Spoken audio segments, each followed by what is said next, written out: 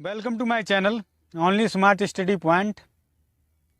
आज मैं आप लोगों को प्राचीन भारतीय इतिहास में बौद्ध धर्म के बारे में बताऊंगा। कल की वीडियो में मैंने आपको जैन धर्म के बारे में बताया था। अगर आपने वीडियो ना देखा हो तो डिस्क्रिप्शन बॉक्स में जाकर वीडियो का लिंक है, देख सकते हैं आप। वीडियो जैन धर्म के बारे में आप जान सकते हैं उस वीडियो के माध्यम से। तो आज हम बात करेंगे बौद्ध धर्म के बारे में। बौद्ध धर्म क्या है और गौतम बुद्ध का जीवन परिचय भी देखेंगे और इसके प्रमुख साहित्य भी देखेंगे आज। तो शुरू करते हैं बौद्ध धर्म। तो आज बौद्ध धर्म के बारे में बात करेंगे। गौतम बुद्ध का जन्म 563 ईसा पूर्व में शाक्य क्षत्रिय कुल में कपिलवस्तु के निकट लुम्बिनी में हुआ था। वर्तमान में लुम्बिनी नेपाल में है। गौतम बुद्ध के पिता का नाम शुद्धोधन गणतांत्रिक शाक्यों के प्रधान थे और माता का नाम महामाया कौशल राजवंश से संबद्ध थी। ये गौतम बुद्ध के बचपन का नाम सिद्धार्थ था। अब इनका विवाह यशोधरा से होता है। इनकी पत्नी का नाम यशोधरा था और इनके एक पुत्र होता है जिसका नाम राहुल था। अब बात करते हैं, ये जीवन यापन इनका सही से चल रहा था। राजघराने में ये रह रहे थे और कहीं बाहर नहीं जाते थे। पहली बार ही नगर भ्रमण पर गए तो इन्होंने 4 दृश्य देखे जिसके फलस्वरूप इनके मन में वैराग्य की भावना उठी। तो वो 4 दृश्य कौन से थे? एक वृद्ध व्यक्ति को देखा, तो जो इनका सारथी था रथ चला रहा था, तो इन्होंने उनसे पूछा ये व्यक्ति कौन सा है जो लाठी लेकर चल रहा है? तो इन्होंने कहा महाराज ये वृद्ध व्यक्ति है, ये बूढ़ा व्यक्ति है। तो इन्होंने पूछा सारथी से क्या हम लोग भी बूढ़े होंगे? तो उसने कहा महाराज सभी बूढ़े होते हैं। एक बीमार व्यक्ति देखा तो उन्होंने कहा ये व्यक्ति क्यों रो रहा है या क्यों चिल्ला रहा है? तो उन्होंने कहा महाराज ये व्यक्ति बीमार है। तो क्या हम सब लोग बीमार होते हैं? हाँ महाराज सब बीमार होते हैं।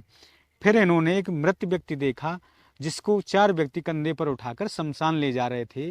तो इस बुद्ध जी ने पूछा, यानी सिद्धार्थ ने पूछा कि ये बताओ ये कौन है जो अचेत पड़ा हुआ है, इसे 4 व्यक्ति उठाकर ले जा रहे हैं? तो सारथी ने जवाब दिया महाराज ये मृत व्यक्ति है और यह मर चुका है। अब इसे 4 व्यक्ति शमशान में अंतिम संस्कार के लिए ले जा रहे हैं। तो इन्होंने पूछा क्या हम लोग भी मर जाएंगे? हाँ महाराज जीवन में सबको मरना पड़ता है। अब प्रभु का नाम जपता हुआ निकला जा रहा था और बहुत ही प्रसन्न था। तो इन्होंने पूछा ये कौन है व्यक्ति जो मतलब में प्रसन्न है? तो उन्होंने पूछा महाराज ये सन्यासी है। तो सन्यासी क्या होता है? बुद्ध जी ने पूछा कि सन्यासी ये होता है जिसके पास कोई परिवार ना हो, कोई संपत्ति ना हो, जिसने सब कुछ छोड़ दिया हो, केवल भगवान के भजन में लीन हो, उसे सन्यासी कहते हैं। तो बुद्ध के मन में वहीं से वैराग्य उत्पन्न हुआ और उन्होंने सन्यासी बनने की ठानी वहीं से। आइए आगे देखते हैं बुद्ध के जीवन में संबंधित बौद्ध धर्म के प्रतीक। तो घटना और प्रतीक, जन्म, कमल, गृह त्याग। गृह त्याग को बौद्ध धर्म में महाभिनिष्क्रमण की घटना कहते हैं। तो गृह त्याग घोड़ा, ज्ञान प्राप्ति, निर्वाण यानी निर्वाण को बोधि पीपल यानी पीपल वृक्ष या बोधि वृक्ष, प्रथम उपदेश, धर्म चक्र यानी पहिया, मृत्यु, मृत्यु को बौद्ध धर्म में महापरिनिर्वाण कहते हैं। इसका चिन्ह स्तूप है। अब बात करते हैं 29 वर्ष की। जैसे ही इन्होंने ये घटनाएं देखी, 4 घटनाएं जो मैंने बताई अभी, 29 वर्ष की अवस्था में सिद्धार्थ ने गृह त्याग मतलब दिया। गृह त्याग दिया मतलब यह घटना बौद्ध धर्म में क्या कहलाई? महाभिनिष्क्रमण। और यह मध्य रात्रि को अपने बच्चे और पत्नी को छोड़कर घर से बाहर निकल जाते हैं। और गृह त्याग करने के बाद सिद्धार्थ ने वैशाली में अलार कलाम से सांख्य दर्शन की शिक्षा ग्रहण की, जो उनके प्रथम गुरु थे। तो सांख्य दर्शन की शिक्षा ग्रहण करने के बाद भी, इन्होंने प्रथम गुरु बनाने के बाद भी इनके मन में वो ज्ञान नहीं उत्पन्न हुआ जो इन्हें चाहिए था एक्चुअल। इसके पश्चात उन्होंने राजगीर में रुद्रक रामपुत्र से भी शिक्षा ग्रहण की, फिर भी इन्हें वो नहीं मिल पाई, जो आत्म ज्ञान होता है वो आत्मज्ञान इन्हें नहीं मिल पा रहा था। इसके पश्चात क्या हुआ, कठिन तपस्या इन्होंने की। वैशाख पूर्णिमा की रात यानी निरंजना फल्गु नदी के किनारे पीपल वृक्ष के नीचे 35 वर्ष की आयु में सिद्धार्थ को ज्ञान या निर्वाण प्राप्त हुआ। तो इन्होंने इतनी कठोर तपस्या की कि इन्होंने 35 वर्ष की आयु में मतलब में ज्ञान या निर्वाण प्राप्त हुआ। यानी कि 29 वर्ष की आयु में घर छोड़ा और 6 वर्ष लग गए इन्हें ज्ञान प्राप्त करने में। अब बात करते हैं ज्ञान प्राप्ति के पश्चात सिद्धार्थ अब क्या कहलाए, बुद्ध। अब ये सिद्धार्थ नहीं रहे, अभी बुद्ध कहलाए। और जिस स्थान पर उन्हें ज्ञान प्राप्त हुआ वह बोध गया, यानी वर्तमान जो गया है बिहार में, वही स्थान बोध गया कहलाया। उन्होंने अपना प्रथम उपदेश, जिसे धर्मचक्र प्रवर्तन कहते हैं, वह सारनाथ ऋषिपत्तनम में दिया। बुद्ध ने अपने उपदेश पाली भाषा में दिए। उस समय जन सामान्य की भाषा पाली ही हुआ करती थी, तो उस समय पाली भाषा में ही अपने उपदेश इन्होंने दिए।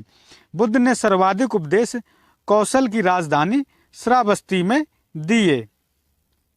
महात्मा बुद्ध ने 4 आर्य सत्यों का प्रतिपादन किया।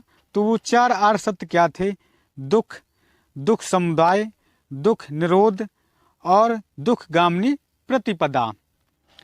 चौथे आर्य सत्य के अंतर्गत ही अष्टांगिक मार्ग की अवधारणा दी गई। मतलब में दुखों से कैसे बचा जाए या दुख हमें ना मतलब लपेट सके, तो इच्छाएं कैसे मारी जाएं, तो उन्होंने 8 मार्ग भी बताए। अब आगे हम 8 मार्ग के बारे में चर्चा करेंगे। अब बुद्ध धर्म के त्रिरत्न कौन है, बुद्ध, धम्म तथा संघ बौद्ध धर्म के त्रिरत्न हैं। अब हम अष्टांगिक मार्ग के अंतर्गत 8 चरणों के पालन पर बल दिया गया है। पहला चरण सम्यक दृष्टि, अर्थात सत्य और असत्य, सदाचार, दुराचार, विवेक द्वारा 4 आर्य सत्यों की परख, यानी सम्यक दृष्टि। सम्यक संकल्प क्या है, अर्थात आसक्ति, द्वेष, हिंसा से मुक्त विचार रखना, यह है सम्यक संकल्प। सम्यक वाणी अर्थात सदा सत्य तथा मृदु वाणी का प्रयोग करना, जो धर्म सम्मत हो या धर्म संगत हो। अब सम्यक कर्म जो चौथा है मार्ग, अर्थात अच्छे कर्मों में संलग्न रहना, यानी बुरे कर्म ना करना। सम्यक आजीव अर्थात विशुद्ध रूप से सदाचार पालन करके जीवन निर्वाह करना। सम्यक व्यायाम अर्थात नैतिक, मानसिक, आध्यात्मिक उन्नति के विवेकपूर्ण प्रयत्न करना। सम्यक स्मृति अर्थात अपने कर्मों के प्रति विवेक तथा सावधान निरंतर स्मरण रखना, इसे कहते हैं सम्यक स्मृति। यानी कि हम आज जो कर रहे हैं कल नहीं कर रहे, भूल गए, तो वो नहीं होने चाहिए। और 8वां मार्ग है सम्यक समाधि अर्थात चित्त की समुचित एकाग्रता। एकाग्रता से ही कोई काम सफल होता है। तो ये बुद्ध ने जो शिक्षाएं दी हैं वो आज भी आम इंसान अपनाए तो हर फील्ड में सक्सेस पा सकता है और अपने जीवन को निश्चित ही अच्छा और खुशहाल बना सकता है। बौद्ध धर्म ईश्वर और आत्मा में विश्वास नहीं करता है, इसलिए इसे अनिश्वरवादी और अनात्मावादी कहते हैं। किंतु बौद्ध धर्म में पुनर्जन्म में विश्वास करता है। तो बौद्ध धर्म ना ईश्वर में विश्वास करता ना आत्मा में, पर पुनर्जन्म में विश्वास करता है। तो पुनर्जन्म तभी होगा जब आत्मा होगी। पुनर्जन्म कैसे? तो ये बात इसमें आत्मा को ना मानने वाली बात बिल्कुल गलत है। तो आगे बात करते हैं। बौद्ध धर्म का प्रमुख सिद्धांत प्रतीत समुत्पाद है। तो प्रतीत समुत्पाद जिसका अर्थ है कि किसी वस्तु के होने पर किसी अन्य वस्तु की उत्पत्ति होती है। तो मतलब में अगर मोबाइल होने पर जैसे सिम की उत्पत्ति हुई, हम एक आधुनिक युग का उदाहरण दे रहे हैं, और उसके बदले रिचार्ज की उत्पत्ति हुई और ये यूपीआई, मतलब हर चीज़ की उत्पत्ति हुई। तो ऐसे समझ लो एक वस्तु के होने पर दूसरी वस्तु की ऑटोमेटिक उत्पत्ति होती है। बौद्ध सिद्धांत क्षण भंगवाद के अनुसार सृष्टि नश्वर है। तो ये बात बिल्कुल सही है कि सृष्टि वास्तव में नश्वर है। अगर ज़िंदगी में देखा जाए तो कुछ नहीं है, और ज़िंदगी में देखा जाए तो बहुत कुछ है। तो नश्वर भी है ये संसार, और इस संसार के माध्यम से आदमी अपने जीवन को धन्य बना सकता है और मोक्ष पा भी सकता है यहाँ से। बौद्ध धर्म में वर्ण व्यवस्था की कटु आलोचना की गई, यानी कि जो वैदिक सभ्यता में 4 वर्ण थे, ब्राह्मण, क्षत्रिय, वैश्य और शूद्र, उसकी आलोचना की गई बौद्ध धर्म में। और संघ में सभी वर्णों तथा स्त्रियों का प्रवेश स्वीकार किया गया है, जबकि वैदिक सभ्यता में स्त्रियां वेद नहीं पढ़ सकती थीं, तो उन्हें मतलब में इसमें प्रवेश दिया गया। संघ में प्रविष्ट होने को उपसंपदा कहा जाता था। 483 ईसा पूर्व में कुशीनगर यानी कुशीनारा नामक स्थान पर महात्मा बुद्ध की मृत्यु, या जिसे महापरिनिर्वाण कहते हैं, उनकी मृत्यु हो जाती है। गौतम बुद्ध को एशिया का ज्योतिपुंज यानी लाइट ऑफ एशिया कहा जाता है। अब बौद्ध संगीति के बारे में बात करते हैं। बौद्ध महासभा या संगीति, बात एक ही है। प्रथम बौद्ध संगीति अजात शत्रु के शासनकाल में 483 ईसा पूर्व में राजगृह में हुई। इसके अध्यक्ष महाकश्यप थे। इस संगीति में आनंद और उपाली ने क्रमशः सुत पिटक और विनय पिटक का संकलन किया। अब द्वितीय बौद्ध संगीति के बारे में बात करते हैं। यह काला अशोक के शासनकाल में 383 ईसा पूर्व में वैशाली में हुई। इसकी अध्यक्षता साब कमीर ने की। इस संगीति में मठ संबंधी नियम को लेकर मतभेद हो गया तथा बौद्ध धर्म स्थिरवादी या धैर्यवादी तथा महासंघिक में बट गया। यहाँ से 2 में बट गया।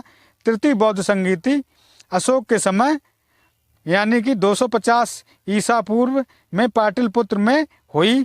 इसके अध्यक्ष मोगलीपुत्र तिस्स थे। इसमें अभिधम्म पिटक का संकलन हुआ।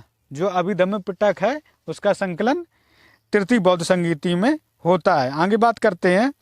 चतुर्थ बौद्ध संगीति ईस्वी की प्रथम शताब्दी में कश्मीर के कुंडल वन में होता है। तो यह सभा में कनिष्क का उस समय शासन था। इस संगीति की अध्यक्षता वसुमित्र ने की थी तथा उपाध्यक्ष अशुघोष थे। इस संगीति में बौद्ध धर्म हीनयान तथा महायान में विभाजित हो गया। तो अब बौद्ध धर्म का बंटवारा हो चुका है हीनयान और महायान शाखा में। नागसेन द्वारा रचित मिलिंदपनो ग्रंथ पाली भाषा में है, जबकि अशुघोष रचित बुद्ध चरित्र तथा सौंदरानंद संस्कृत भाषा में है। बुद्ध मूर्तियों का सर्वाधिक निर्माण गंधार शैली में किया गया है, किंतु बुद्ध की प्रथम मूर्ति संभवतः मथुरा शैली के अंतर्गत बनी है। बोधिसत्व की अवधारणा महायान संप्रदाय से संबंधित है। जातक कथाएं बुद्ध के पूर्व जन्म की कथाएं हैं। आगे बात करेंगे बौद्ध साहित्य। तो बौद्ध साहित्य मैंने कुछ पढ़ा दिए, कुछ की बात करेंगे। पाली भाषा में है जो, तो सुत पिटक है पाली भाषा में, आनंद द्वारा लिखित है। या इस पिटक में बौद्ध भिक्षु के उपदेश संग्रहित हैं। दूसरा है विनय पिटक, उपाली द्वारा लिखित। इस पिटक में भिक्षुओं हेतु आचार विचार एवं नियम संग्रहित हैं। तो अभिधम्म पिटक यह मोगलीपुत्र तिस्स द्वारा लिखित है। इस पिटक में बौद्ध धर्म के दार्शनिक सिद्धांतों का वर्णन है। जातक कथाएं, इनकी संख्या 549 है, जिनमें बुद्ध के पूर्व जन्म की कथाएं हैं। अब दीप वंश एवं महावंश, इसमें सिंगल द्वीप श्रीलंका का इतिहास उल्लेखित है।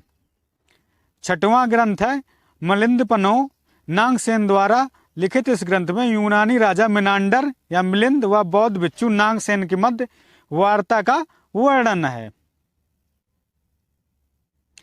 संस्कृत भाषा में जो लिखित हैं ग्रंथ वो है बुद्ध चरित्र, अश्व घोष द्वारा लिखित महाकाव्य, सौंदरानंद अश्व घोष इसके भी हैं द्वारा लिखित महाकाव्य। अब बात करते हैं सारिपुत्र प्रकरण, अश्व घोष द्वारा लिखित नाटक। बौद्ध धर्म के पतन का कारण नंबर 1 है बौद्ध संघ में विभेद या विभाजन।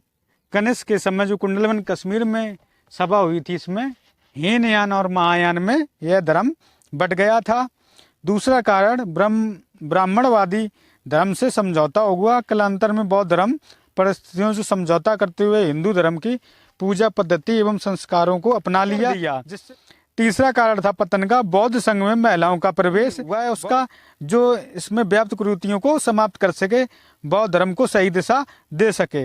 हिंदू धर्म में सुधार, कालांतर में हिंदू धर्म में शंकराचार्य, रामानुजाचार्य जैसे महान आचार्य हुए और उन्होंने हिंदू धर्म की नई व्याख्या नए सिरे से की। तो इसमें जो सुधार हुआ तो बहुत से बौद्ध भिक्षु ने हिंदू धर्म अपना लिया।